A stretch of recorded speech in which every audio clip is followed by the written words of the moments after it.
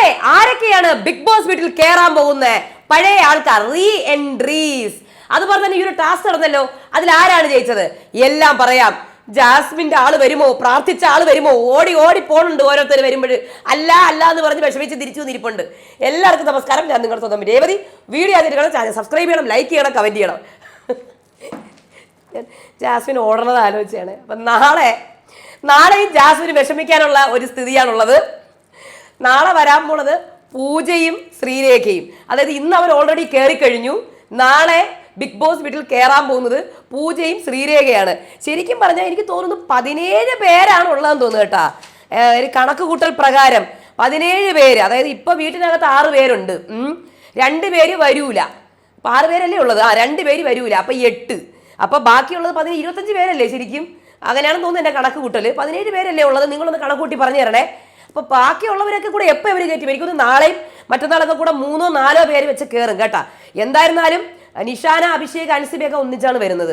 അവരുടെ correct date ഞാൻ പറഞ്ഞുതരാം. 13-13 അവരൊക്കെ വരുന്നതെന്നാണ് എനിക്ക് തോന്നുന്നത് കേട്ടാ. 12 അവർ വണ്ടി കയറി 13 എത്തും.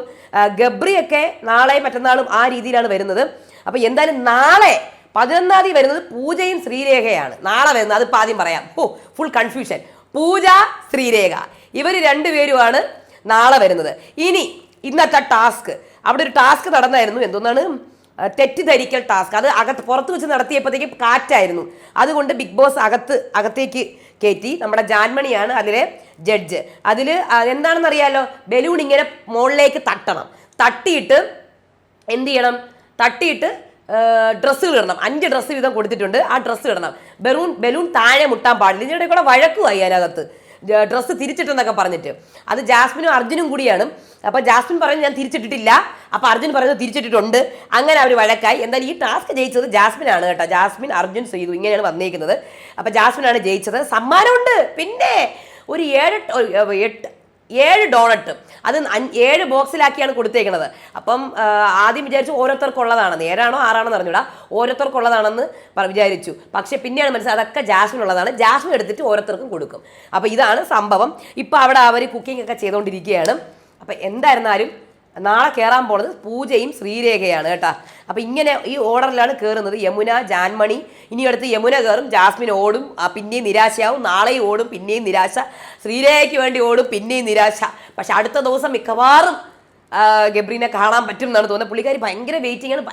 പിന്നെ റസ്മിന് വേണ്ടിയിട്ടും കാത്തിരിക്കുന്നുണ്ട് കേട്ടാ. ഗബ്രിയ മാത്രമല്ല, റസ്മിന് വേണ്ടിയിട്ട് കാത്തിരിക്കുന്നുണ്ട്, അപ്സരയ്ക്ക് വേണ്ടി കാത്തിരിക്കുന്നുണ്ട്. അയ്യോ എൻ്റെ പൊന്നു, ഇവരൊക്കെ കൂടെ വന്ന എന്ത് രസമായിരിക്കും അല്ലേ? കൊതിയാവണു എല്ലാവരെയും കാണാൻ വേണ്ടിയിട്ട്. അപ്പോൾ എന്തായാലും നിഷാന, അഭിഷേകും അൻസിബയൊക്കെ ഒന്നിച്ചാണ് കയറുന്നത്. സായിയൊക്കെ ലാസ്റ്റാണെന്ന് തോന്നുന്നു കേട്ടോ. അപ്പോൾ എന്തായാലും ഇതാണ് അപ്ഡേറ്റ്. നാളെ കയറാൻ പോണ പൂജയും ശ്രീരേഖയും. അപ്പോൾ അടുത്ത എന്തെങ്കിലും മാറ്റം ഉണ്ടെങ്കിൽ പറയാം കേട്ടാ. അപ്പോൾ അടുത്ത വീഡിയോ ആയിട്ട് വരാം. അതുവരേക്കും ബൈ.